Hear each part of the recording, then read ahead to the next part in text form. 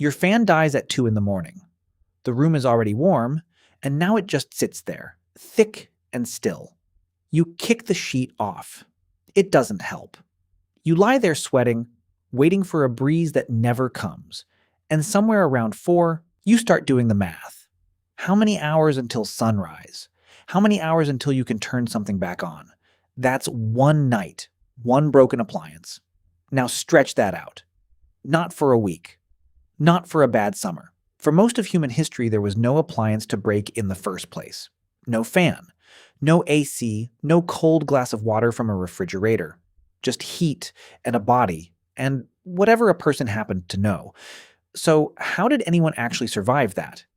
Not for a night, for entire lifetimes. To understand the answer, you have to understand what heat is actually doing to a person. It's not just discomfort. Your body runs on a very narrow internal temperature range, and when your core temperature climbs too far outside that range, your organs start to struggle. Heat isn't only coming from the sun either. Just moving, working, walking generates heat from the inside.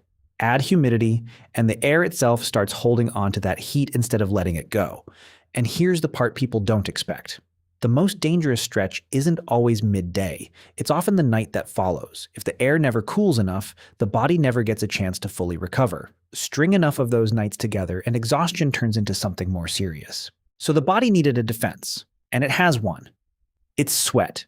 Sweating is one of the more remarkable tools in human biology. As sweat evaporates off the skin, it pulls heat away with it. It's essentially a built-in cooling system, and researchers studying human evolution believe our relatively hairless skin and unusually high number of sweat glands gave early humans an edge in hot environments, letting heat escape more efficiently than in many other mammals. That sounds like the answer. Case closed, right? The body just cools itself. Except evaporation needs somewhere to send that heat.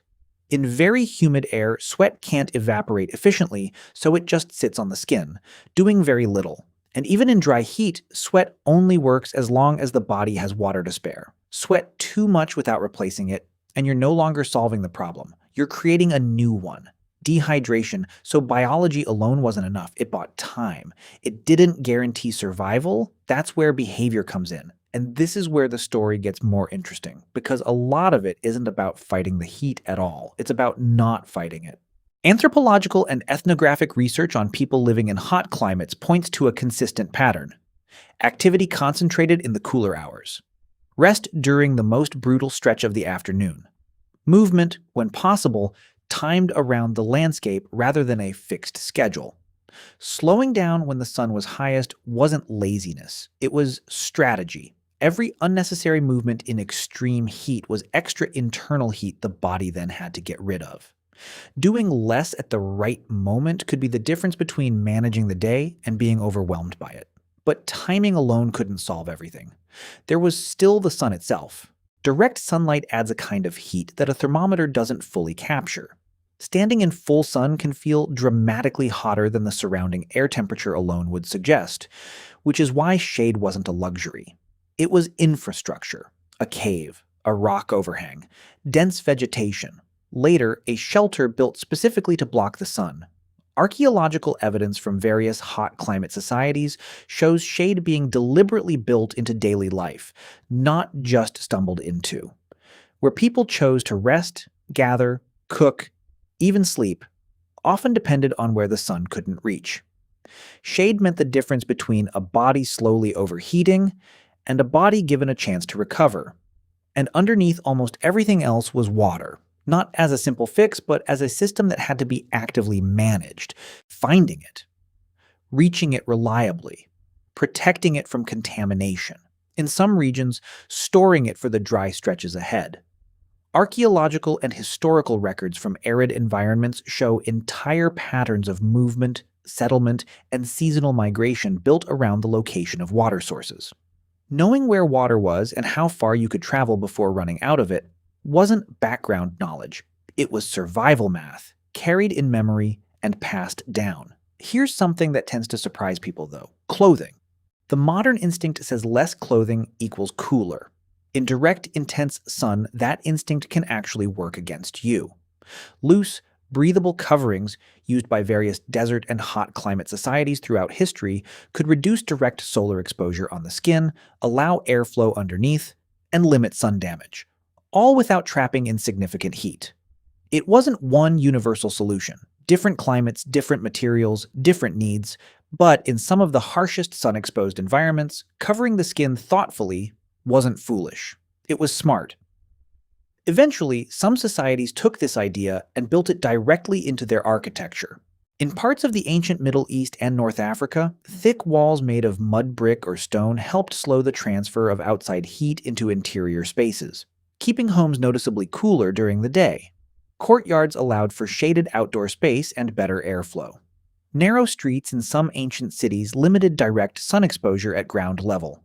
In certain regions, structures were built partially below ground, taking advantage of the Earth's naturally stable, cooler temperature. None of this was universal. Different civilizations developed different techniques, shaped by their own climates, materials, and needs. But the underlying idea kept reappearing. If the environment was going to bring the heat, the building itself could be designed to push back. Which brings us to something the story can't skip past.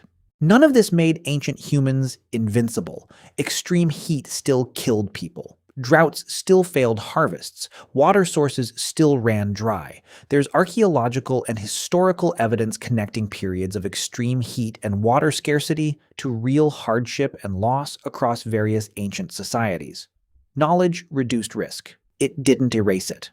Some years, the heat won anyway, no matter how well a community understood the land around it. So when you ask how ancient humans survived brutal heat without air conditioning, the honest answer isn't that they were simply tougher than we are. Biologically, they weren't so different from you. What they had instead was a layered system, one most of us never think about because we no longer need to. A body that could cool itself, but only within limits. A daily rhythm shaped around when the sun was safe to work in. Shade treated as something you build, not something you wait for. Water tracked and protected like the resource it truly was. Clothing chosen for the climate you were actually in, not just for comfort.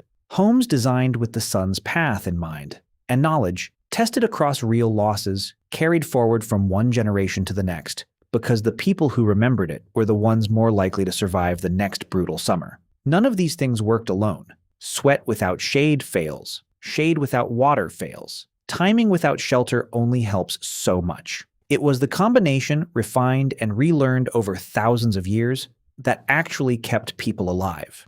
We didn't remove the need for that system. We just built a version of it we no longer have to think about. A wall that blocks the sun. A rhythm that avoids the worst hours. A reservoir of water, always within reach. It's all still there. It's just automated now, humming quietly behind a wall, waiting for the moment the power goes out, and the heat, ancient and patient, gets back in.